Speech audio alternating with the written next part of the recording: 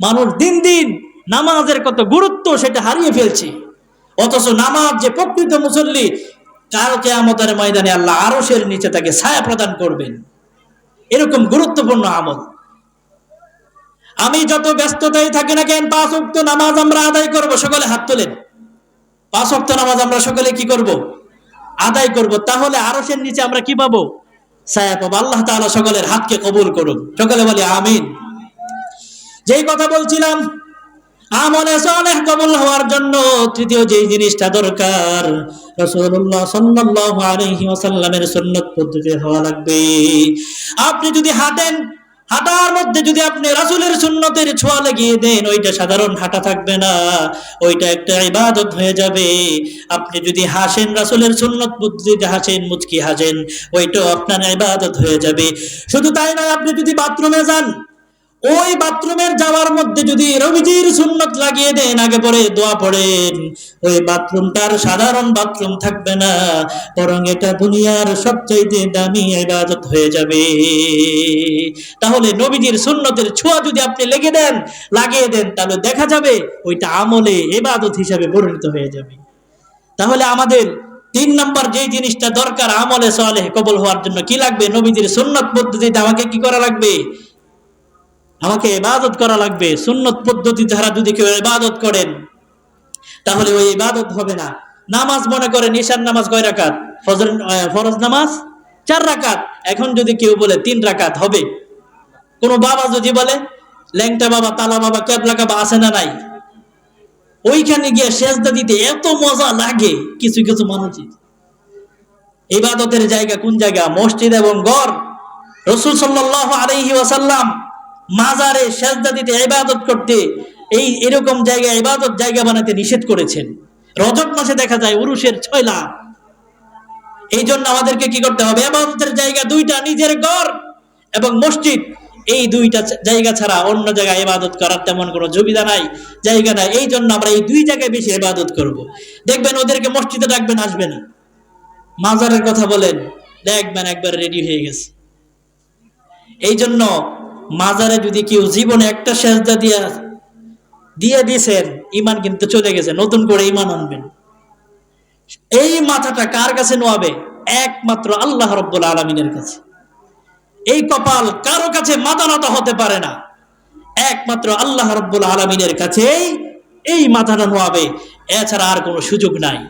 এই জন্য আমাদেরকে সতর্ক থাকতে হবে, কোন সময় ঈমান চলে যায়, কোন কারণে ঈমান চলে যায়, সজাগ দৃষ্টি রাখতে হবে।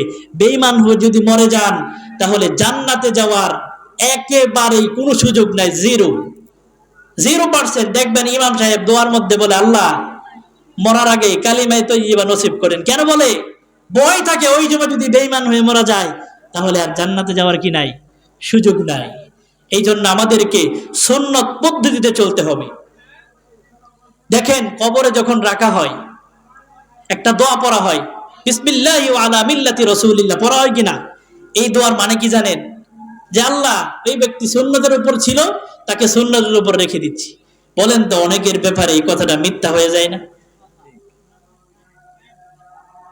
কবরে যখন আমার আপনার লাশটাকে, দেহটাকে 2 জন ব্যক্তি কবরে নামায়, 2 জন ব্যক্তি কবরে নামে একটা দোয়া পড়ে, বিসমিল্লাহি ওয়া আলা মিল্লাতি রাসূলিল্লাহ। ও আল্লাহ, এই ব্যক্তিটা সুন্নতের উপর ছিল, আজকে তাকে সুন্নতের উপরে রেখে দিয়ে দিছি। এই কথাটা যেন আমার আপনার ব্যাপারে সত্য হয়, এই জন্য আমাদের সুন্নতের আমল করা লাগবে, সুন্নতের অনুসরণ করা লাগবে। যদি এই ব্যাপারে মিথ্যা হয়, তাহলে কাল কিয়ামতের ময়দানে যাওয়ার আগে 3টা প্রশ্নের উত্তর আমি আপনি দিতে পারবো না। যতই জানা থাকুক, তোমার রবকে, তোমার রাসূলকে, তোমার দ্বীনকে যতই জানা থাকুক, ওই দিন আর পারা যাবে না। এই জন্য আমাদের জীবনটাকে সাজাতে হবে সুন্নতের উপর। যুবকরা শুনে রাখো, এই যে আমরা অনেক স্টাইল গ্রহণ করি খ্রিস্টান বিধর্মীদের থেকে, কিন্তু রাসূলের স্টাইল এটা কি গ্রহণ করতে চায় না। এটাই হচ্ছে আধুনিক স্টাইল, সর্বশ্রেষ্ঠ স্টাইল। সুন্নত মোতাবেক চুল রাখবেন, সুন্নত মোতাবেক দাড়ি রাখবেন, সুন্নত মোতাবেক পোশাক পরিধান করবেন, তাহলে আপনার জীবনটা সুন্নতের সাথে ভরপুর হয়ে যাবে। এইরকম ব্যক্তিকে যখন কবরে রাখা হবে, তখন তার ব্যাপারে এই দোয়াটা সত্য হবে, ঠিক কিনা? তখন আল্লাহ তাআলা তার সওয়াল জবাবকে সহজ করে দিবেন। এই জন্য আমাদেরকে সুন্নতের উপর পরিচালনা করতে হবে জীবনটাকে। শুধু তাই নয়, আমি একলা একলা জীবনে চলবো তা নয়, আমার পরিবারকে সুন্নতের উপর আমি পরিচালিত করব। এই কারণে আমি আমার জীবন দিয়ে দিতেও প্রস্তুত, তারপরও সুন্নত কায়েম করে যাব, ঠিক কিনা? এরপরে আমলে সালেহ কবুল হওয়ার জন্য, আমলে সালেহ কবুল হওয়ার জন্য 4 নাম্বার যে জিনিসটা দরকার সেটা হলো, আপনি যদি নামাজ পড়েন ওই নামাজের ইলম আপনার শিক্ষা করা লাগবে। যে আমল করবে সেই আমলের তার ইলম শিক্ষা করা ফরজ। আপনি নামাজ পড়েন, নামাজের ফরজ কয়টা, ওয়াজিব কয়টা যদি না জানেন, একটা সেজদা কবুল হইবনি। ধরলাম আপনি ইমানের পিছে পড়ে নিছেন, ইমামের পিছনে নামাজ হয়ে গেছে, একলা যখন পড়বেন তখন কি হইব? এই জন্য নামাজের ফরজ কয়টা? প্রত্যেকটা মুসলমানের জন্য এটা ফরজ। যে বিবাহ করবে তার বিবাহের জ্ঞান জানা ফরজ, যে ব্যবসা করবে তার জন্য ব্যবসার জ্ঞান জানা ফরজ। এই জন্য আমাদেরকে কি করতে হবে? যে বিষয়ে আমল করবে তাকে ওই বিষয়ের কি করতে হবে? ইলম শিক্ষা করতে হবে। অনেকেই যদি আমরা জিজ্ঞাসা করি, এখানে অনেকে জিজ্ঞাসা করি, যদি করি তাহলে অনেকেই বলতে পারবেন না নামাজের ফরজ কয়টা। আছে না নাই? জিজ্ঞাসা করব না, শরম দিব না, কিন্তু এগুলো জানা জরুরি। রাসূলুল্লাহ সাল্লাল্লাহু আলাইহি ওয়াসাল্লাম বলেন, তালাবুল ইলমি ফরিদাতুন আলা কুল্লি মুসলিম, প্রত্যেক নরনারীর উপর ইলমে দ্বীন শিক্ষা করা ফরজ। এখন কতটুকু ফরজ? আপনি যে আমল করবেন দ্বীনের উপর চলাকে সহজ করবে, অতটুকুই আপনাকে ইলম দ্বীন শিক্ষা করা ফরজ। আমরা মনে করি ইলমে দ্বীন শিক্ষা করা শুধু হুজুরের লাগিয়া, ছাত্ররা লাগিয়া, আমরা লাগিয়া না। আমরা আইছি খালি ঈমান আনি আর নামাজ আনি, তাইলেই শেষ। ইলমে দ্বীন প্রত্যেক ব্যক্তির জন্য ফরজ। যারা বয়স্ক আছেন তারা বলবেন আমরা তো মাদ্রাসায় পড়ার সুযোগ নাই, তাদের একটা ছোট্ট মাদ্রাসার সিস্টেম ধরায় দিই। তাবলিগ হয় না? তাবলিগ 3 দিনের 7 দিনের এক চিল্লা হয় না? এটা আপনাদের জন্য মাদ্রাসা। এখানেও যাবেন, যাওয়ার পরে কিছু কিছু ইলম শিক্ষা করবেন যেগুলো আপনার ইবাদতে কাজে দিবে। এইগুলো যদি আপনি শিখেন আপনার জীবন পরিবর্তন হয়ে যাবে। এটা আপনাদের জন্য একটা মাদ্রাসা সুযোগ। এই জন্য চিল্লাতে বের হয়ে যাবেন, 7 দিন লাগাবেন, 3 দিন লাগাবেন, লাগিয়ে দেখবেন আপনার জীবন পরিবর্তন হয়ে যাবে। ইলম না থাকার কারণে আমরা অনেকের ইবাদতই হয় না। হজ করতে যায় অনেকের হজই হয় না। 10 জন মানুষ যদি হজ করতে যায়, আলেম ওলামা ছাড়া কেউ যদি হজ করতে যায়, তাদের গাইডলাইন ছাড়া যায়, ও হজ করে আসতে পারে না। ও যে কি করে আসে ও আল্লাহই জানে। এই জন্য যে হজ করবে, হজের ইলম তার শিক্ষা করা ফরজ। বিবাহ করবে, তার বিবাহের জ্ঞান শিক্ষা করা ফরজ।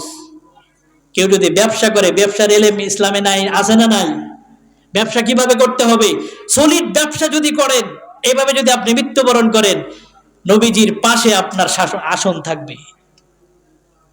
সত্যবাদী ব্যবসায়ী যারা আছে, তারা যদি সত্যবাদী ব্যবসা করেন, সত্য বলেন, মিথ্যা বলেন না, তাহলে এরকম নবীজি বসে থাকবেন, পাশে আপনাকে বসাবেন। সুবহানাল্লাহ বলেন না? তাহলে আমরা ব্যবসা করব, সত্য, লাভ কম হোক। দেখেন যারা মিথ্যা বলে ব্যবসা করে, তারা যত টাকা ইনকাম করুক বরকত হয় না।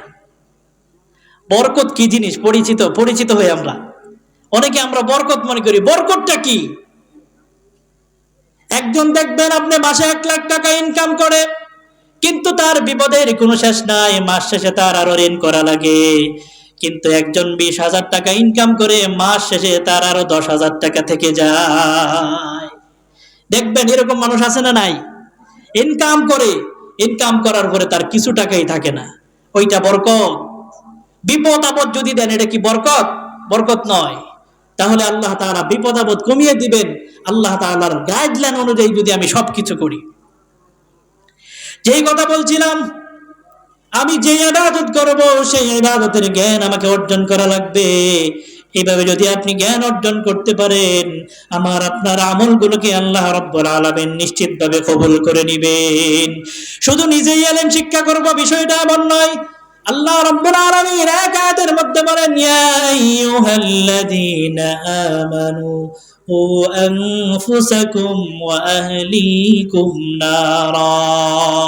হে ঈমানদারেরা, তোমরা তোমাদের পরিবারকে বাঁচাও জাহান্নামের আগুন থেকে। কোত্থেকে?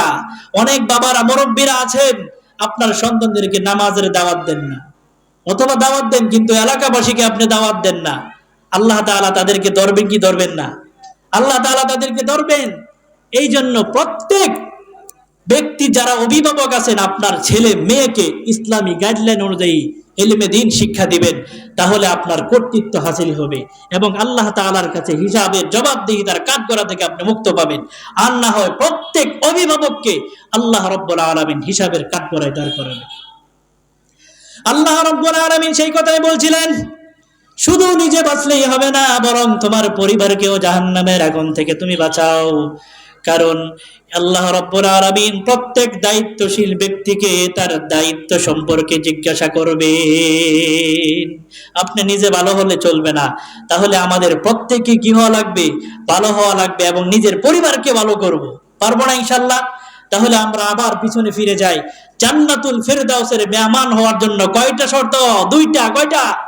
এক নাম্বার, ঈমানটা লাগবেই লাগবে, ঈমানের মূল্যায়ন করাই লাগবে, ঈমান ছাড়া কোনো গতি নাই।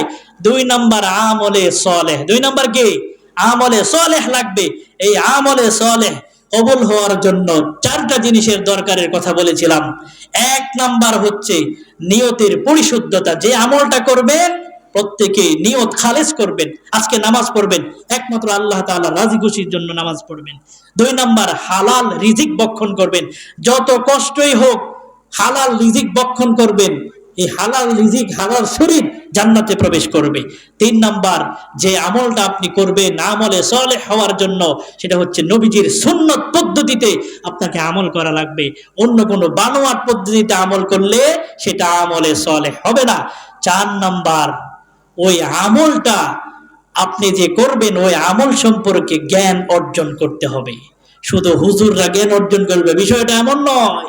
যারা ঈমান এনেছে প্রত্যেককে ওই পরিমাণ জ্ঞান শিক্ষা করা ফরজ যতটুক তার আমলের জন্য সহায়ক হয়।